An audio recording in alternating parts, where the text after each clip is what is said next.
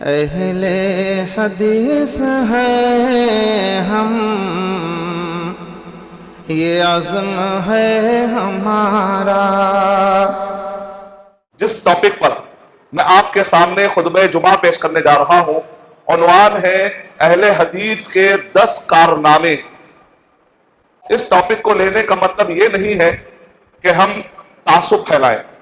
اس topic کو لینے کا دراصل مقصد یہ ہے تاکہ اہل حدیث کا تعارف ہو، اور جنرلی میڈیا کے بعض گوشے اہل حدیث کے بارے میں، جماعت اہل حدیث کے بارے میں، سلفیوں کے بارے میں غلط فہمی پھیلاتے ہیں، اور بعض اوقات معصوم بچے، بعض اوقات معصوم داعیوں کو، معصوم عالموں کو، جن کا کوئی دوش نہیں ہوتا، جن کا کوئی گناہ نہیں ہوتا ہے، یہ میڈیا کے پروپیگنڈے کا اثر یہ ہوتا ہے کہ معصوم کسی نہ کسی ظلم کا شکار ہو جاتے ہیں۔ تو ہمارا مقصد ہے کہ آخر اہل حدیث کے کارنامے کیا ہیں، کس طریقے سے دنیا میں سلفی حضرات اور اہل حدیث رد دہشت گردی کے لیے کام کرتے ہیں، دہشت گردی کو مٹانے کے لیے ان کا کیا رول ہے۔ اس طرح کے بہت سارے غلط فہمیوں کو مٹانے کے لیے میں نے ٹاپک لیا۔ اس ٹاپک کا مقصد تعصب ہرگز نہیں۔ اہل حدیث کا مطلب ہوتا ہے قرآن و سنت، یعنی قرآن اور صحیح حدیث کو اس طریقے سے سمجھنا اور عمل کرنا کہ جس طریقے سے نبی اکرم صلی اللہ علیہ وسلم اور صحابہ کرام نے سمجھا اور سمجھایا ہے، عمل کیا ہے اور پھیلایا ہے۔ اس طریقے کے مطابق قیامت تک آنے والے لوگ جو پیروی کرتے جائیں گے، اس تعارف کا نام ہے اہل حدیث۔ اور جب بھی صحابہ کرام کے درمیان کسی بھی مسئلے میں اختلاف ہم کو نظر آئے گا تو ہم واپس پھر کتاب و سنت کی طرف بات کو لوٹا دیتے ہیں۔ یہ ہے منہج اہل حدیث۔ اور اہل حدیث کے 10 کارناموں میں سے پہلا کارنامہ یہ ہے توحید خالص کی نشر و اشاعت اور رد شرک۔ توحید خالص، ویسے تو دنیا میں بہت سارے لوگ توحید کا دعویٰ کرتے ہیں، یہاں تک کہ کفار قریش بھی توحید کا دعویٰ کرتے تھے۔ کہتے تھے جب وہ حج کو آتے تھے تو کیا کہتے تھے؟ صحیح مسلم کی روایت کے مطابق لبیک اللہم لبیک لبیک لا شریک لک لبیک الا شریک واحدہ تملکہ وما ملک۔ وہ بھی توحید کے قائل تھے، کہتے تھے کہ اے اللہ ہم حاضر ہیں تیرے لیے، تو ہی سب سے بڑا خدا ہے، تیرے ٹکر میں کوئی بھی خدا نہیں ہے۔ ہاں یہ جو بت ہے نا چھوٹے چھوٹے خدا ہے، تو بڑا خدا ہے، اس بڑائی میں کوئی ٹکر والا نہیں ہے۔ تو توحید کے قائل تو وہ بھی تھے، لیکن خالص توحید نہیں تھی۔ سورہ اخلاص میں بتایا گیا قل هو اللہ احد، خالص توحید ہونی چاہیے، ملاوٹ والی توحید نہیں۔ تو ویسے بہت سارے مسلمان بھی توحید کا دعویٰ کرتے ہیں، لیکن خالص توحید نہیں۔ جماعت اہل حدیث سلفیوں کی یہ خصوصیت یہ ہے کہ وہ توحید خالص کا پیغام دیتے ہیں۔ اصول ثلاثہ کس نے لکھی؟ سلفیوں نے۔ کتاب التوحید محمد بن عبد الوہاب رحمۃ اللہ علیہ کی کس نے لکھی؟ سلفیوں نے۔ الارشاد الی صحیح الاعتقاد، اور اسی طریقے سے شرح العقیدہ الطحاویہ کس نے لکھی؟ جو عقیدہ سلف سے وابستہ تھے انہوں نے لکھی ہے کتابیں۔ کتاب التوحید شیخ صالح فوزان حفظہ اللہ کی، العقیدۃ الصحیحہ وما یضادھا شیخ بن باز رحمۃ اللہ علیہ کتاب، یہ سب کتابیں کس نے لکھی؟ سلفی حضرات نے۔ سلف نے، صحابہ، تابعین اور تبع تابعین نے جو خالص توحید کو پیش کیا، ایمان کے جو 6 ارکان ہیں، اس بارے میں جو صحیح عقیدہ صحابہ اور تابعین نے پیش کیا، بعد میں ابن تیمیہ رحمۃ اللہ علیہ نے اپنے فتاویٰ میں اس کو جمع کر دیا، 37 جلدوں میں 37 والیوم میں ان سب کو جمع کر دیا۔ اور صحیح عقیدہ جو صحابہ کے زمانے میں تھا، صحیح عقیدہ جو تابعین کے زمانے میں تھا، ابن تیمیہ رحمۃ اللہ علیہ نے پیش کر دیا، وہی عقیدہ آج سلفی حضرات فالو کرتے ہیں۔ بتائیے 37 والیوم لکھنے والے کون ہیں؟ سلفیت سے وابستہ، اہل حدیث سے وابستہ۔ تاریخ میں جب بھی توحید پامال ہوئی، جب بھی توحید میں بگاڑ آیا، اللہ سبحانہ و تعالیٰ نے مسلمانوں سے حکومتیں چھین لی۔ بغداد کیسی حکومت تھی؟ 600 سال مسلمانوں نے حکومت کی، لیکن جب خلق قرآن کا فتنہ آیا کہ قرآن مجید مخلوق ہے، نعوذ باللہ، غلط عقیدہ آ گیا، جہمیہ کا عقیدہ آ گیا، اللہ تعالیٰ نے بغداد کی حکومت کو ختم کر دیا۔ اسپین کیسی حکومت تھی؟ مسلمانوں نے 1000 سال حکومت کی، لیکن جب وہاں کے لوگوں نے کہا کہ اللہ کے نہ نام ہے نہ اللہ کی صفتیں، تو اللہ تعالیٰ نے اسپین کی حکومت کو ختم کر ڈالا۔ ہندوستان میں مغل سلطنت کیسی سلطنت تھی؟ یہاں پر مغل سے پہلے مسلمان، کل ملا کر 800 سال مسلمانوں نے ہندوستان پر حکومت کی، لیکن جب یہاں پر وحدت الشہود وحدت الوجود، وحدت الادیان، ذل الہی، عقیدہ خراب ہوا، عقیدے میں بگاڑ آیا، یہاں کے بادشاہوں نے اللہ کے ناموں اور صفتوں میں اپنے ناموں کو داخل کرنے کی کوشش کی، جہانگیر، شاہ جہاں، یہ وہ القاب ہے جو اللہ سبحانہ و تعالیٰ کے لیے ہے، اور یہاں کے دینداروں نے غریب النواز، بندہ نواز، اس طریقے سے وہ القاب جو اللہ کے لیے، وہ صفتیں، وہ نام جو اللہ سبحانہ و تعالیٰ کے لیے خاص ہے، جب یہ صفتیں جب مخلوق نے اپنے لیے بانٹنا شروع کیے تو اللہ سبحانہ و تعالیٰ نے مغل سلطنت کو ختم کر دیا۔ وجہ کیا ہے؟ اسلام کا نام لے کر اگر پاور مل جاتا ہے اور غیر اسلام پھیلایا جاتا ہے تو ایسے وقت پر اللہ سبحانہ و تعالیٰ ایسے پاور کو ختم کر دیتے ہیں، کیونکہ اسلام کے نام پہ غیر اسلام پھیل جائے گا۔ اسی لیے ضروری ہے کہ توحید میں کبھی بھی بگاڑ نہ ہو۔ جب بھی مسلمانوں نے توحید کو لازم پکڑ لیا، ترقی ہوئی۔ صحابہ اکرام مکے کے اندر بڑے مظلوم انداز میں جی رہے تھے، لیکن جب انہوں نے توحید کو پکڑ لیا، مدینے کے اندر ایسی پائیدار حکومت قائم ہو گئی۔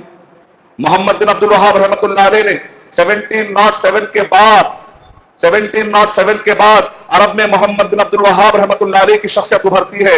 ہندوستان میں علامہ شاہ ولی اللہ محدث دہلوی رحمۃ اللہ علیہ، پھر ان کے بیٹے، پھر ان کی نسل میں تھے شاہ اسماعیل انشاءاللہ شہید رحمۃ اللہ علیہ، شاہ اسماعیل شہید رحمۃ اللہ علیہ نے، شہید انشاءاللہ نے جب اہل حدیث اور سلفیت کا جب انہوں نے پرچار کیا، تقویۃ الایمان کتاب لکھی۔ محمد بن عبد الوہاب رحمۃ اللہ علیہ نے کتاب التوحید لکھی، اور واپس اللہ سبحانہ و تعالیٰ نے سعودی عرب میں پھر توحید کی وجہ سے اللہ سبحانہ و تعالیٰ نے پھر مسلمانوں کو پاور عطا کیا۔ آپ جانتے ہیں سعودی عرب میں کیا حالات ہو گئے تھے؟ سعودی حکومت آنے سے پہلے اللہ کے نبی صلی اللہ علیہ وسلم نے ایک پیشن گوئی فرمائی تھی۔ صحیح بخاری حدیث نمبر 7116 کے مطابق نبی اکرم صلی اللہ علیہ وسلم نے ایک پیشن گوئی کی تھی۔ عن ابی ہریرہ رضی اللہ تعالی عنہ قال قال رسول اللہ صلی اللہ علیہ وسلم لا تقوم الساعة حتى تغترب علیات نساء دوس حول ذی الخلطہ او کما قال علیہ الصلوۃ والسلام۔ صحیح بخاری کے الفاظ کے مطابق نبی اکرم صلی اللہ علیہ وسلم نے ارشاد فرمایا، قیامت اس وقت تک قائم نہیں ہوگی جب تک کہ واپس یمن اور سعودی عرب کے درمیان ایک ایریا ہے دوس، قبیلے دوس کی عورتیں خلصہ، جہاں پر ایک بت رکھا ہوا تھا، نبی اکرم صلی اللہ علیہ وسلم کے زمانے میں ایک بت تھا وہاں پر، کہا کہ واپس پھر یہاں پر ایک بت آئے گا، واپس یہاں پر شرک ہوگا، واپس یہاں پر اس ایریا میں کفر ہوگا، اور عورتیں اس کا طواف کریں گی۔ جب تک اس سرزمین پر ایسا شرک پھر واپس نہیں آئے گا، قیامت قائم نہیں ہوگی۔ محمد بن عبد الوہاب رحمۃ اللہ علیہ جس وقت پر جوانی کے عالم میں تھے، اس وقت پر انہوں نے دیکھا کہ جو صحیح بخاری میں ہم نے روایت پڑھی ہے وہ شرک ہم کو نظر آ رہا ہے۔ محمد بن عبد الوہاب رحمۃ اللہ علیہ نے بڑی محنت کی، یہاں تک کہ انہوں نے جا کر ذوالخلصہ میں جو شرک ہو رہا تھا اس شرک کو انہوں نے مٹا دیا۔ یعنی نبی اکرم صلی اللہ علیہ وسلم نے پیشن گوئی کی تھی۔ الدرر السنیہ، یہ فتاوی نجدیہ کے نام سے بھی مشہور ہے۔ محمد بن عبد الوہاب رحمۃ اللہ علیہ اور ان کی نسل سے جتنے علماء کرام آئے ہیں ان کے فتووں کو جمع کیا گیا، اس فتوے کی کتاب کا نام ہے الدرر السنیہ الفتاوی النجدیہ۔ اس کے اندر لکھا ہوا ہے، محمد بن عبد الوہاب رحمۃ اللہ علیہ کہتے ہیں، مجھے افسوس ہوتا ہے کہ شیخ عبد القادر جیلانی کا ایک چلہ بنایا ہے لوگوں نے، شیخ عبد القادر جیلانی رحمۃ اللہ علیہ کا ایک چلہ بنا کر لوگوں نے اس پر ایک بت بنایا ہے، اور محمد بن عبد الوہاب رحمۃ اللہ علیہ نے کہا مسلمان بتوں کی پوجا کر رہے تھے، اس لیول پر شرک تھا۔ لیکن 300 سال کی مسلسل محنت محمد بن عبد الوہاب رحمۃ اللہ علیہ سے لے کر شیخ بن باز رحمۃ اللہ علیہ تک، محمد بن عبد الوہاب رحمۃ اللہ علیہ کے پوتروں سے لے کر شیخ ابن عثیمین رحمۃ اللہ علیہ تک، اور آج تک شیخ صالح آل الشیخ، آج وزیر وزارت الشؤون الاسلامیہ، سعودی عرب میں کا ایک ادارہ ہے، ایک منسٹری ہے، الحمدللہ آج پلٹ کر دیکھتے ہیں 300 سال میں اتنی محنت ہوئی کہ آج پورے سعودی عرب میں ظاہری شرک نظر نہیں آتا۔ کتنے سال لگے؟ 300 سال۔ ہندوستان میں تقویۃ الایمان لکھی علامہ شاہ اسماعیل رحمۃ اللہ علیہ نے، آج ہندوستان میں ایک بہت بڑی تعداد ہے جو کتاب السنت اور سلفیت اور اہل حدیث کی محنتوں کی وجہ سے الحمدللہ اللہ سبحانہ و تعالیٰ نے اتنی برکت دی کہ توحید خالص بڑی تیزی کے ساتھ پھیلتا چلا جا رہا ہے۔ اور ہم دیکھتے ہیں کہ وہ عرب جو بالکل زیرو تھے لیکن آج ان کو ایک اللہ تعالیٰ نے پاورفل حکومت عطا کر دی۔ اس سے کیا سبق ملا؟ جب بھی کوئی قوم توحید کو پکڑ لیتی ہے اللہ ترقی عطا کرتا ہے، جب بھی کوئی قوم شرک کو پکڑ لیتی ہے اللہ تعالیٰ انہیں ذلیل کر دیتا ہے۔ دوسرا کارنامہ، اہل حدیث کا دوسرا کارنامہ، اتباع سنت و فہم سلف کا پرچار اور رد بدعت۔ جو ارکان اسلام ہے، نماز، روزہ، زکات، حج. جیسے اہل حدیث نے ارکان ایمان کو جو کا تو پیش کیا، ویسے ارکان اسلام کو بھی الحمدللہ جو کا تو امت کے سامنے پیش کر دیا.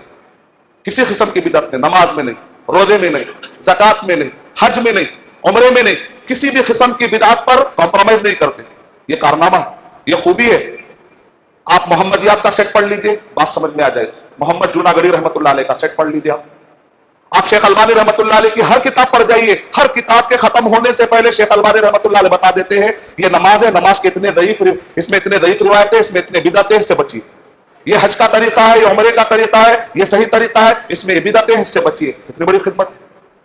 تحقیق کرنا، ریسرچ کرنا اور عام آدمی کے لیے پیش کر دینا.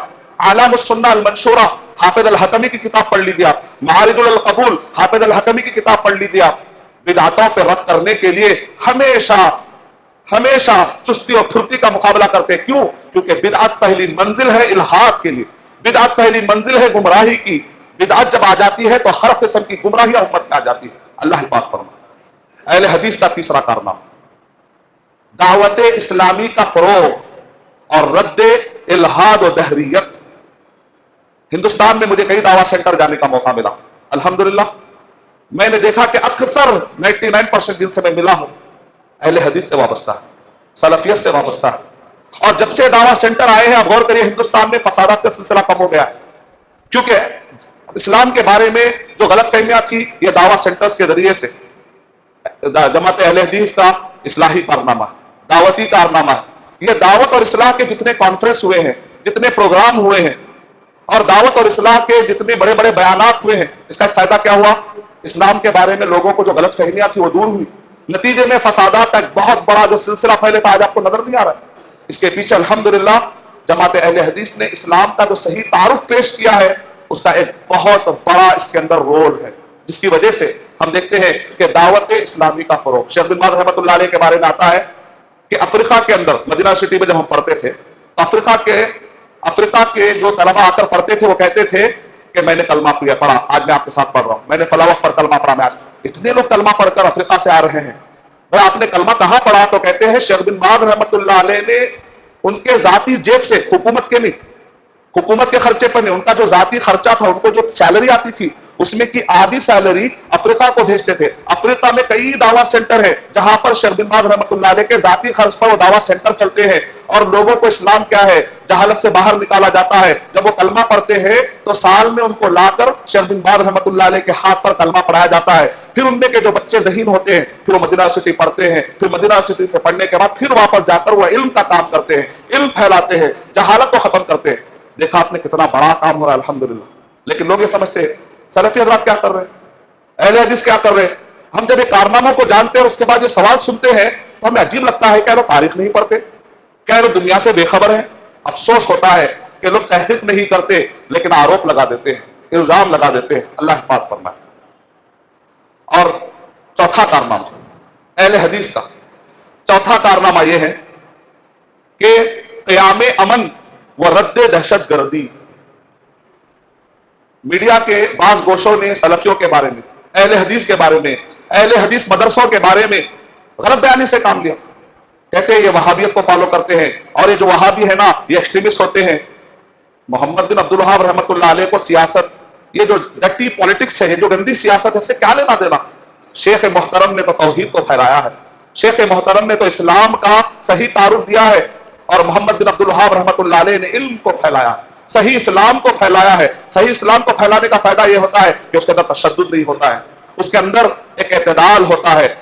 اور یہی جماعت اہل حدیث ہندوستان کے اندر قرآن کو پھیلاتی ہے، صحیح احادیث کو پھیلاتی ہے. لیکن لوگ اور میڈیا مدرسوں کے بارے میں، اہل حدیث کے بارے میں غلط پھیلا دیتے ہیں، دہشت گردی کا لیبل چسپاں کر دیتے ہیں.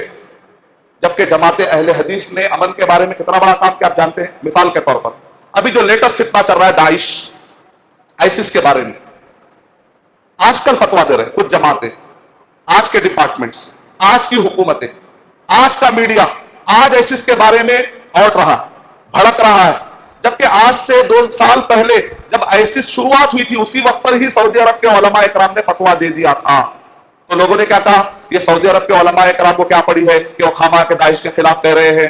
یہ میڈیا جھوٹا بھی تو ہو سکتا ہے نا. یہ جھوٹے میڈیا کی بنیاد پر سعودی عرب کے علماء یہ داعش کے بارے میں ایسا کیوں کہہ رہے ہیں؟ یہ آپ کی غلط فہمی. سعودی عرب کے علماء کرام یہ جھوٹے میڈیا کی بنیاد پر فیصلہ نہیں کرتے. آپ اپنی غلط فہمی دور کر لیجئے. سعودی عرب کے علماء کرام کوئی ٹویٹر والے عالم نہیں ہے. سعودی عرب میں ایک ادارہ ہے, ادارہ مانے ministry. They are close in touch.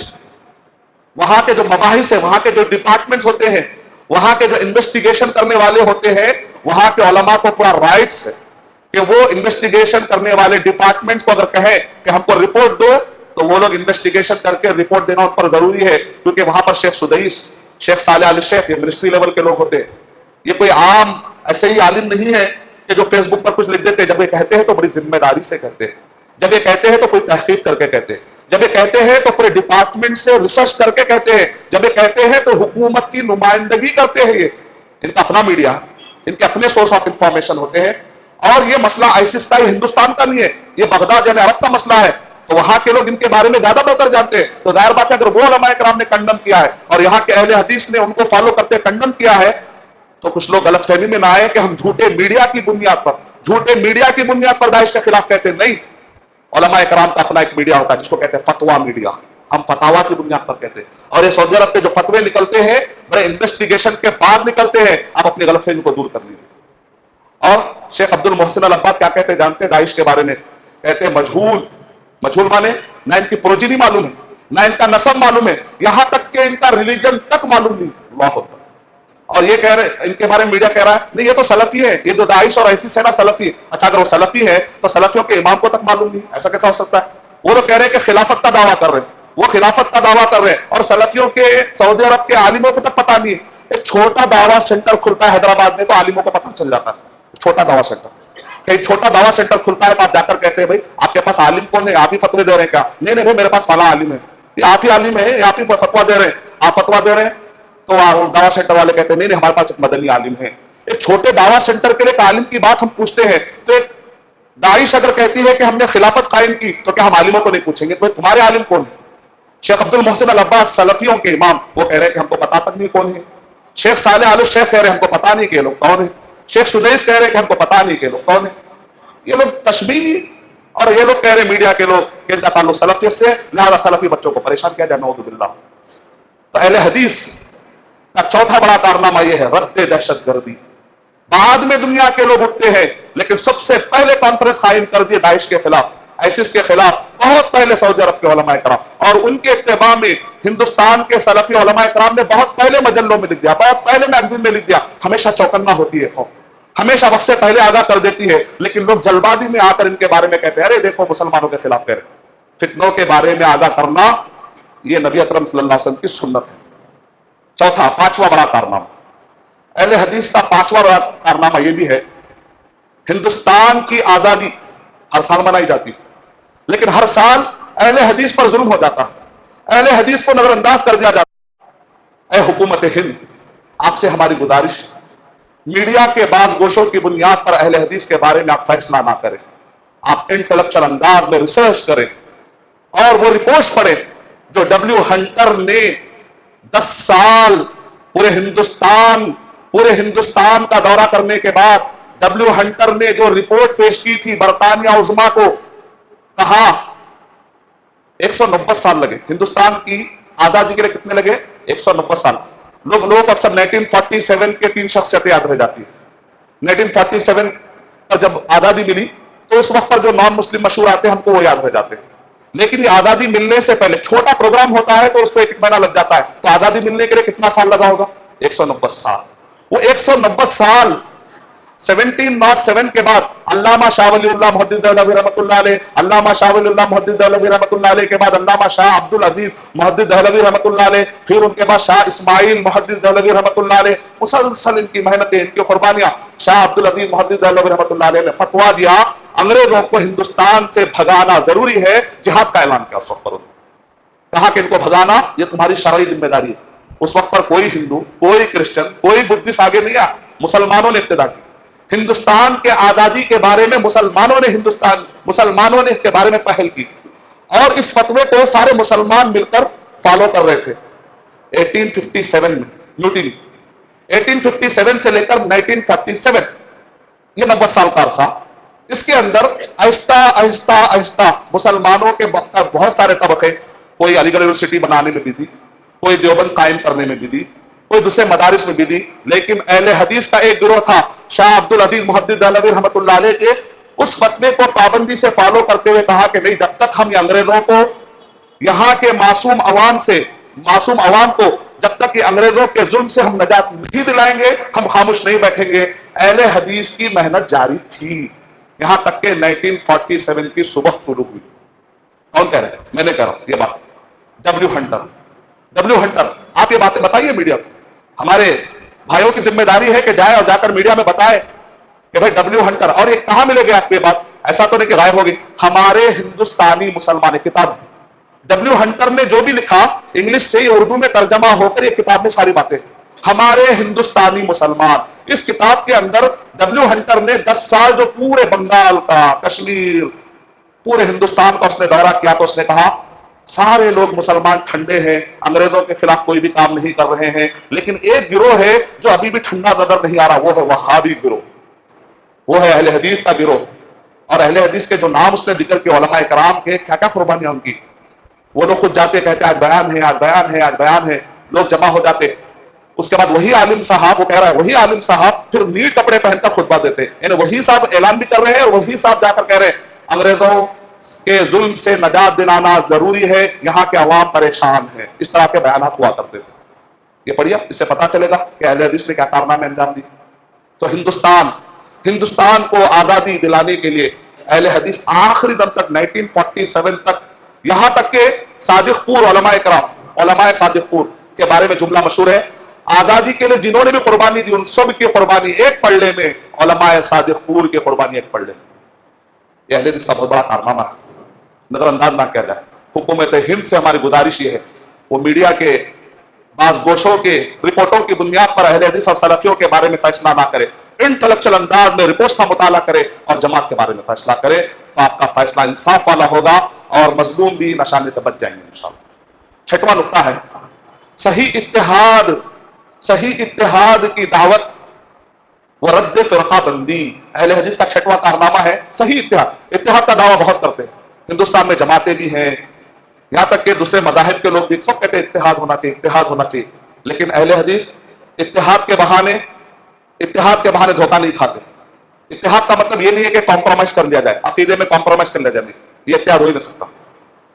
اتحاد کتاب و سنت، یعنی قرآن اور صحیح حدیث، نبی صلی اللہ علیہ وسلم اور فہم صحابہ کی روشنی، عقیدے میں، عبادات میں، معاملات میں، اخلاقیات میں وہی اسلام چلے گا جو نبی صلی اللہ علیہ وسلم صحابہ کے زمانے میں تھا، کوئی کمپرومائز نہیں ہو سکتا اس کے علاوہ۔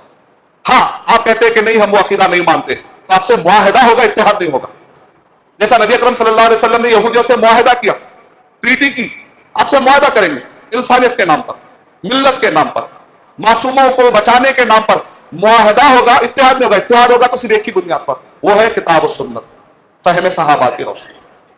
یہ بہت ہی واضح، دنیا میں چاہے سعودی عرب کے سلفی حضرات دیکھیے آپ، عرب و عجم کے کوئی بھی سلفی حضرات کے پاس بہت ہی واضح ہے کہ اتحاد کا مطلب یہ نہیں کہ اس بہانے عقیدے پہ کمپرومائز کر لیا جائے، نعوذ باللہ۔ یہ ایک بہت بڑا کارنامہ ہے کہ امت کو صحیح گائیڈنس کر رہے، صحیح گائیڈ کر رہے، الحمدللہ۔ 7واں بڑا کارنامہ اہل حدیث کا، 7واں بڑا کارنامہ یہ ہے کہ صحیح نظام نکاح و طلاق کا قیام، نکاح اور طلاق کا جو سسٹم ہے وہ صحیح طریقے سے اہل حدیث پیش کرتے ہیں، جبکہ بہت سارے لوگ طلاق کا سسٹم آج تک صحیح دے نہ سکے۔ مثال کے طور پر طلاق، ایک مجلس میں اگر کسی نے 3 کہہ دی تو طلاق ہو جاتی ہے، لیکن اہل حدیث کہتے ہیں کہ نہیں ہوتی۔ کیوں؟ اس لیے کہ آپ حدیث پڑھی، صحیح مسلم حدیث نمبر 1474، کان الطلاق علی عہد رسول اللہ صلی اللہ علیہ وسلم وابی بکر وسنتین من خلافت عمر بن الخطاب رضی اللہ تعالی طلاق الثلاث واحدہ، کہ نبی اکرم صلی اللہ علیہ وسلم کے زمانے میں، ابو بکر رضی اللہ تعالیٰ عنہ کے زمانے میں، عمر رضی اللہ تعالیٰ عنہ کے بھی زمانے میں 2 سال تک 3 طلاق 1 طلاق سمجھی جاتی تھی۔ اس کا مطلب یہ نکلا کہ اگر ابو بکر رضی اللہ تعالیٰ عنہ کہہ رہے ہیں کہ 3 طلاق 1 ہے، عمر رضی اللہ تعالیٰ عنہ بعد میں کہہ رہے ہیں کہ نہیں 3 طلاق 3 ہو جائے گی، تب اختلاف ہوا۔ 2 صحابہ میں کیا ہوا؟ اختلاف ہوا۔ قرآن مجید میں سورہ نساء سورہ نمبر 4 کے آیت نمبر 59 میں اللہ تعالیٰ ارشاد فرما رہے فَإِن تَنَازَعْتُمْ فِي شَيْءٍ فَرُدُّوهُ إِلَى اللَّهِ وَالرَّسُولِ، اگر اختلاف ہو جائے تو پھر واپس کتاب و سنت پر آ جاؤ، صحابہ کے پاس رکو مت، صحابی کا وہ عمل اللہ کے حوالے کر دیں۔ یہ ہماری اوقات نہیں ہے کہ ہم عمر رضی اللہ تعالیٰ عنہ کے فیصلے کے بارے میں گفتگو کریں۔ ہم کہیں گے وہ اللہ کے نیک بندے تھے، وہ صحابی تھے، انہوں نے جو فیصلہ کیا ان کا فیصلہ اللہ کے حوالے، اس کی کیا وجہ ہوگی وہ اللہ کے حوالے۔ لیکن جب بات ماننے کی بات آئے گی ہم کتاب و سنت کی طرف رجوع کریں گے، اور 3 طلاق ایک سمجھی جاتی تھی نبی صلی اللہ علیہ وسلم کے زمانے میں، ہم واپس اصل پر آ جائیں، مسئلہ ختم ہو جائے۔ نبی اکرم صلی اللہ علیہ وسلم کے زمانے میں رکانہ نے، ایک صحابی ہے، طلاق دی انہوں نے، ترمذی حدیث نمبر 1177، رکانہ نے طلاق ایک مجلس میں انہوں نے 3 طلاق دی تھی رضی اللہ عنہ۔ نبی اکرم صلی اللہ علیہ وسلم نے دیکھا کہ بڑے غمگین ہے، کہا کہ جاؤ ایک ہی طلاق، مسئلہ ختم۔ اب ثابت ہو گیا، آتھینٹک ہے، شیخ البانی رحمۃ اللہ علیہ، ابن حجر رحمۃ اللہ علیہ نے آتھینٹک کہا۔ محمود بن لبید بن ربیع کہتے ہیں، محمود بن لبید راوی السنن الکبریٰ حدیث نمبر 5564، شیخ البانی رحمۃ اللہ علیہ نے آتھینٹک کہا، شیخ ابن حجر رحمۃ اللہ علیہ نے، ابن قیم رحمۃ اللہ علیہ نے اس کو آتھینٹک کہا کہ اخبر رسول اللہ صلی اللہ علیہ وسلم عن رجل طلق امرأته 3 تطلیقات جميعا، کہ نبی اکرم صلی اللہ علیہ وسلم کے پاس کہا گیا آ کر کے ایک آدمی نے ایک ہی مجلس میں 3 طلاق دے دی۔ فقام النبی صلی اللہ علیہ وسلم غضبانا ایلعب بکتاب اللہ وانا بین اظہرکم، اللہ کے نبی صلی اللہ علیہ وسلم غصے سے اڑ گئے، کہا کہ ابھی میں تمہارے درمیان موجود ہوں، ابھی تم کتاب اللہ سے کھلواڑ کر رہے ہو، قرآن مجید سے تم کھلواڑ کر رہے ہو۔ اس کا مطلب نبی اکرم صلی اللہ علیہ وسلم نے ناپسند کیا، جو چیز نبی اکرم صلی اللہ علیہ وسلم ناپسند کیا اس کو بدعت، بعد میں کوئی آدمی اس کو ایڈ نہیں کر سکتا، بدعت ہے، اور جو بدعت ہوتی ہے مردود ہوتی ہے، وہ مردود ہوتی ہے، وہ کل عدم ہوتی ہے، وہ غیر مقبول ہوتی ہے۔ تو لہذا 3 طلاق اگر کوئی ایک مجلس میں طلاق کہہ دیتا ہے، چاہے 3000 کہے، وہ ایک ہی طلاق، وہ ایک ہی پڑے گی۔ لوگ سموسے کی مثال دیتے ہیں، بھائی آپ نے 3 سموسے کھائے، کیا آپ ایک کا بل دیتے ہیں؟ نہیں نا، تو 3 طلاقیں پڑ جاتی ہے تو آپ ایک کیوں شمار کر رہے ہیں؟ اب کیا طلاق کے مسئلے کو ہم سموسے سے سمجھیں گے؟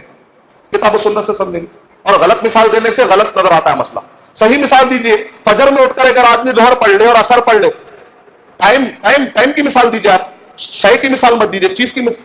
سموسہ چیز ہے، ٹائم نہیں، میں آپ کو ٹائم کی مثال دے رہا ہوں۔ فَطَلِّقُوهُنَّ لِعِدَّتِهِنَّ، طلاق کو اپنے ٹائم پر دیا کرو، طلاق کو اس کے اپنے ٹائم پر دیا کرو، ٹائم سے مثال دو۔ فجر میں اٹھ کر اگر میں ظہر پڑھتا ہوں، عصر پڑھتا ہوں، تو کیا میری ظہر اثر ہو جائے گی؟ ٹائم سے پہلے نماز پڑھنے سے نماز نہیں ہوتی۔ جمع کی مثال مت دیجیے، میں آپ کو فجر کی مثال دے رہا ہوں، نہیں ہوتی نا۔ تو اسی طریقے سے طلاق دوسری اور تیسری طلاق کا اپنا ایک ٹائم ہے، پہلے دے دینے سے بھی نہیں ہوتی۔ یہ دیکھیں جماعت اہل حدیث کہ اس فیصلے سے کیا ہوتا ہے، گھروں میں جو تشدد ہے، ڈومیسٹک وائلنس ہے نا، ختم ہو جاتا ہے۔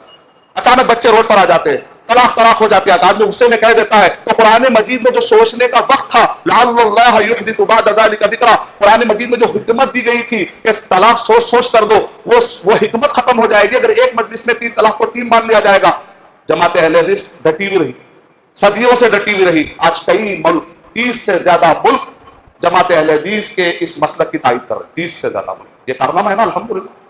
ابن تیمیہ رحمۃ اللہ علیہ جب پہلی مرتبہ انہوں نے فتویٰ دیا تو کہا زندیق ہے، کہا کافر ہے، کیوں؟ ائمہ اربعہ سے مخالفت کر رہے، انہوں نے اپنے اوپر تہمتیں برداشت کی، لیکن حق بات بولنے سے وہ سرے منہ اپنی طرف سے ہٹے نہیں، الحمدللہ۔ یہ بڑا کارنامہ ہے کہ آدمی حق بات بول کر ڈٹا رہا۔ اس کے بعد 8واں کارنامہ، اہل حدیث کا 8واں کارنامہ یہ منہج صحیح کا پرچار اور رد باطل مناہج۔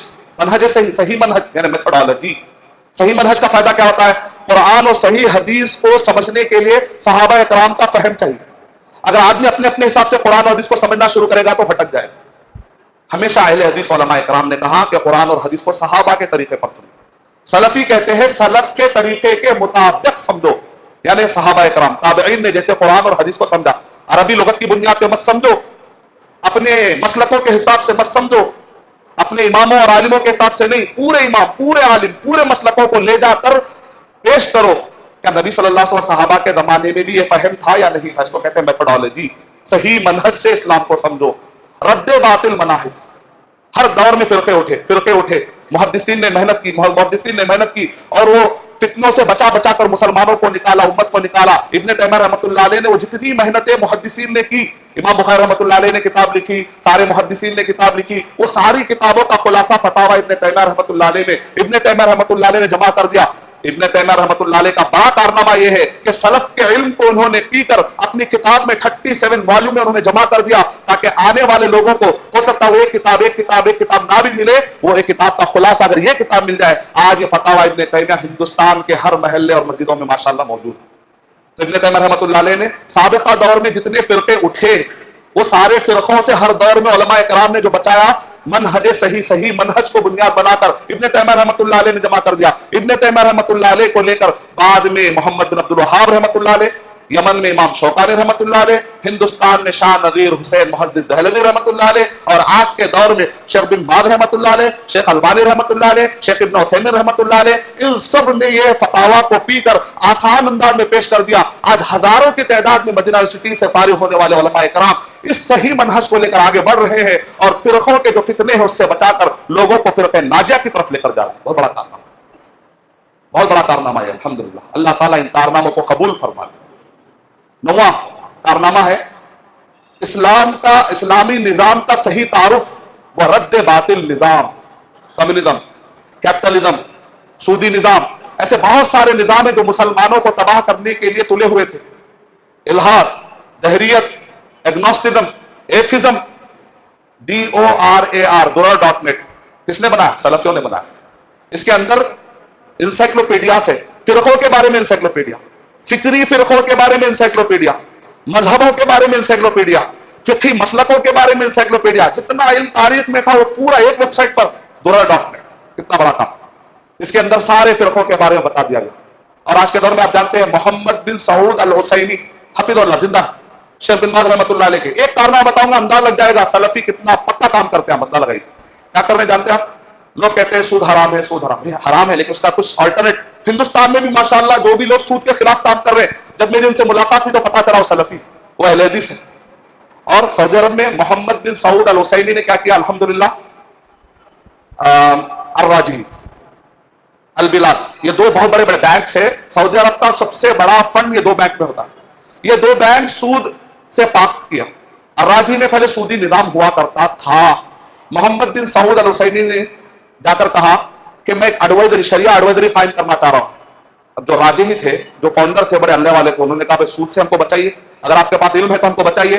تو 3 سال مسلسل محنت کی شیخ نے، یہاں تک کہ الراجحی کے بارے میں آج علماء کرام کہتے ہیں، شیخ ڈاکٹر سعد الخطلان سے پوچھا گیا جو سعودی عرب کے 40 ٹاپ کے مفتی ہے، کیا آپ کے حساب سے الراجحی پاک ہو گیا ہے؟ تو انہوں نے کہا الحمدللہ آج کی تاریخ میں الراجحی پاک۔ کتنا بڑا کارنامہ ہے، سودی نظام سے بچا کر نکالنا ایک بہت بڑے بینک کو۔ بنک البلاد، اس کے تو فاؤنڈر شیخ خود ہے، میں ان سے فون کرتا ہوں، ربط کرتا ہوں، پوچھتا ہوں سوالات، شیخ سے میں سیکھتا ہوں علم۔ شیخ بن باز رحمۃ اللہ علیہ کے شاگرد بہت بڑے عالم، معاشی نظام پہ بڑے ماہر، halal2.com کے فاؤنڈر، اور دو اور بڑے بینک پر کام کر رہے ہیں۔ 3 سال لگیں گے پاک ہونے سے، اللہ کرے کہ جلدی پاک ہو جائے۔ ایک ہے الاہلی، بہت بڑا بینک ہے سعودی عرب کا، دوسرا الجزیرہ، بہت بڑا بینک ہے۔ اور یہ دونوں نے کہا جس طریقے سے تم نے الراجحی کو پاک کیا نا، ہم کو بھی پاک کر دو۔ کتنی بڑی بات ہے کہ مالدار لوگوں میں حلال کا رجحان آ جانا، کتنی بڑی بات ہے۔ یہ سلفی حضرات کی محنتیں ہیں، لیکن لوگوں کو معلوم نہیں۔ لوگ کہتے ہیں کہ اہل حدیث کیا کی۔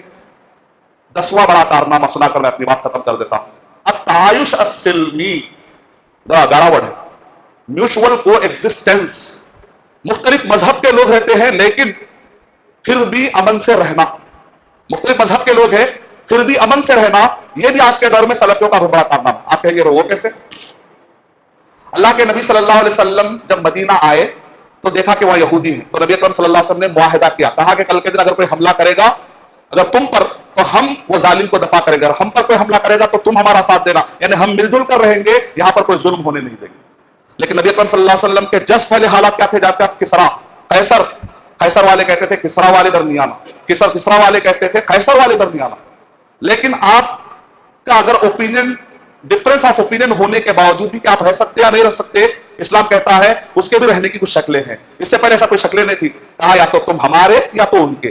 ڈفرنس آف اوپینین ہوتے ساتھ رہنے کا چانس نہیں، لیکن اسلام نے کہتا ہے کہ ڈفرنس آف اوپینین ہوتے ہوئے بھی رہنے کی کچھ شکلیں ہیں۔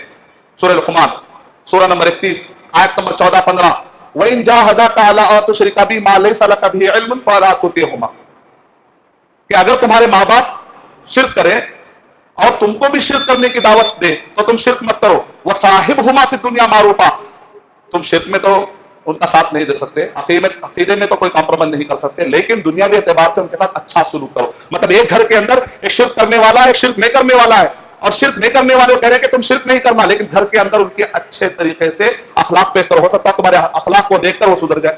اس کو کہتے ہیں میوچول کو ایگزسٹنس. ایک مثال دے کر میں اپنی بات ختم کر دیتا ہوں. آج پورے عرب لیگ کتنے ہیں؟ 22 ممالک ہے, 22 کنٹریز ہے عرب لیگ. اس میں عمان ہے, سعودی عرب ہے, یمن ہے, اور اس کے اندر بحرین ہے. عرب لیگ کہتے ہیں. اس کے اندر کتنے لوگ پاتے ہیں؟ 34 کروڑ, یعنی 34 کروڑ لوگ پائے جاتے ہیں. اس میں 3 کروڑ غیر مسلم, 31 کروڑ مسلمان. لیکن ہم کو 3 کروڑ کے بارے میں اگر آپ جا کے انٹرویو لیں گے تو آپ کہیں گے, یہ لوگ کہیں گے نان مسلم, کہ ہم کو یہاں پر امن ہے. ہم دیکھتے ہیں کہ عرب کنٹریز میں کبھی بھی نان مسلم کے ساتھ ایسا کوئی واقعہ پیش نہیں آیا کہ جس کی وجہ سے میڈیا طاقت میں رہنے کے باوجود بھی لا نہیں سکے. میں کئی مرتبہ ایئرپورٹ پہ پوچھتا ہوں, ارے آپ ہندو نظر آتے ہیں, آپ کو کیسا لگا؟ آپ سعودی عرب میں ہیں, ریاض میں ہیں آپ؟ تو کہتے ہیں ہندوستان سے زیادہ امن تو ہم کو یہاں پر ہے. وہاں اگر کچھ ہو بھی جاتا ہے تو بہت لمبی مدت ہوتی ہے, یہاں پر کوئی آنکھ اٹھا کے بھی نہیں دیکھ سکتا. ایک انسان کا اتنا احترام. کئی نان مسلم سے میں آپ بھی لیجیے انٹرویو, وہ خود کہیں گے. دیکھا آپ, اس کو کہتے ہیں میوچول کو ایگزسٹنس. ہمارے ملکوں میں آتے ہیں تو دوسرے غیر مسلم امن کو تصور کرتے ہیں, تو بالکل اسی طریقے سے ہم مسلمان جب یہاں رہتے ہیں تو ہم بھی یہ امید لگاتے ہیں کہ ہم بھی یہاں پر امن سے رہ سکتے ہیں, کیونکہ اسلام امن پر ابھارتا ہے. اسلام یہ کہتا ہے یا ایھا الذین آمنوا اوفوا بالعقود, اے وہ لوگوں جو ایمان لائے ہو, ایگریمنٹس کو پورا کرو, ایگریمنٹس کو پورا کرو. ہم وہ امت ہے کہ ہمارے نبی صلی اللہ علیہ وسلم نے صلح حدیبیہ میں ایگریمنٹ کو پورا کیا.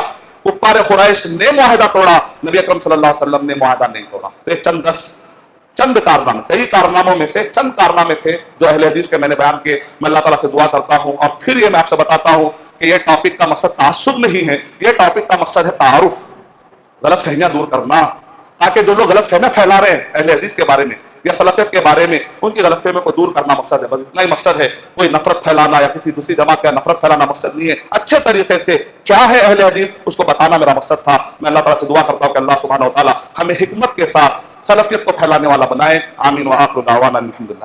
For authentic Islamic information, please log on to www.askislampedia.com.